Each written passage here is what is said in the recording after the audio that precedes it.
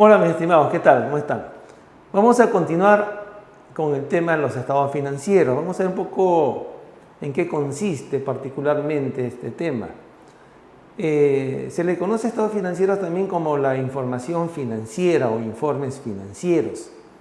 Estos estados financieros están preparados en cuadros detallados analíticamente. En esos cuadros hay ciertos conceptos, se refiere a un periodo determinado y han sido elaborados de acuerdo a normas legales y contables.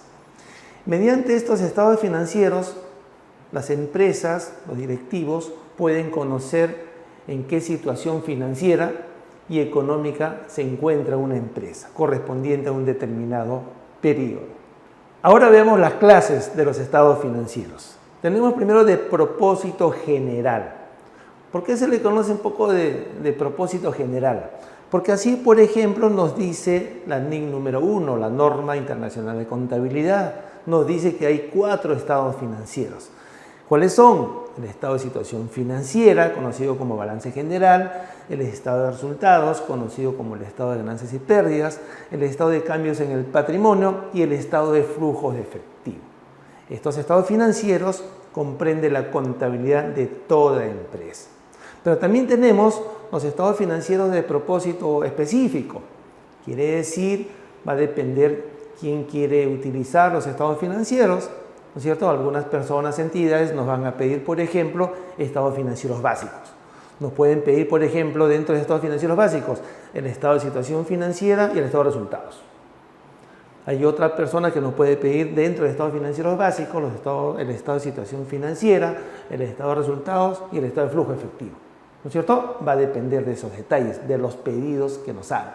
Estados financieros consolidados son los mismos estados financieros, pero ya estamos hablando de estados financieros de grupo de empresas. Por ejemplo, hay la empresa A, la empresa B y la empresa C. 3 empresas. Cada empresa tiene sus propios estados financieros. A tiene sus estados financieros, B tiene sus estados financieros y C tiene sus estados financieros.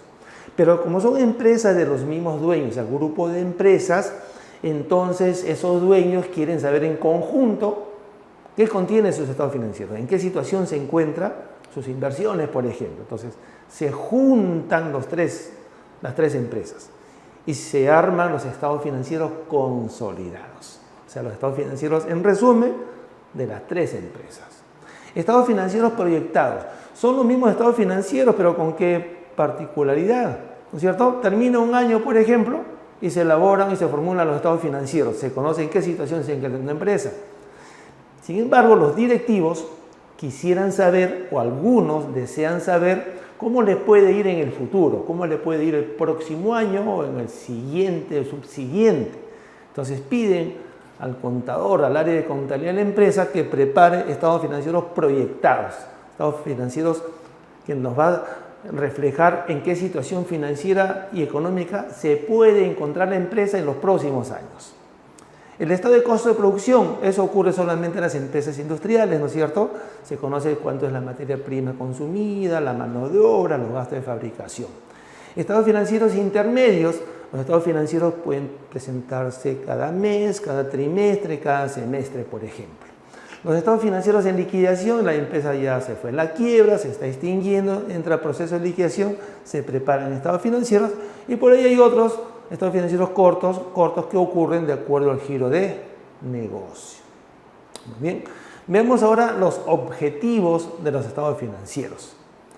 Aquí podemos decir que los estados financieros dan a conocer a los usuarios, a las personas interesadas, en qué situación financiera y económica se encuentra una empresa, para que tomen buenas decisiones. También se puede decir que los estados financieros miden la gestión de los directivos y los administradores.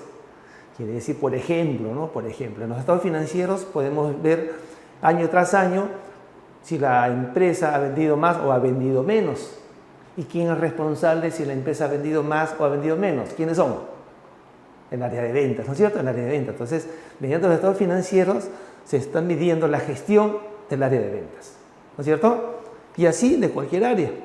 Los estados financieros también miden la capacidad de solvencia y liquidez, ¿no es cierto? Por ejemplo, Por ejemplo, ¿tiene dinero la empresa para poder hacer un pago urgente? En otras palabras, ¿tiene liquidez la empresa? ¿Tiene dinero la empresa para cumplir con sus deudas? En otras palabras, ¿tiene liquidez? ¿Tiene la empresa activo fijo para poder respaldar un préstamo? Eso significa tener solvencia, ¿no es cierto? También miden el grado de rentabilidad. Por ejemplo, ¿cómo puedo saber si mi empresa es rentable? Entonces, primero que tiene que haber utilidad, porque si hay pérdida no hay rentabilidad. Pero tiene que haber utilidad de acuerdo al capital invertido. Si yo invierto 1000 soles en una empresa y mi empresa gana 800, entonces no he ganado ni siquiera el monto de la inversión, ¿no es cierto? El monto de la inversión. Mi utilidad tendría que ser pues 1500, 2000, 10.000, 20.000, ¿no es cierto? Cada vez mientras más utilidad tenga una empresa, será más rentable. También se puede decir que los directivos pueden tomar las decisiones que permitan a la empresa un crecimiento sostenido.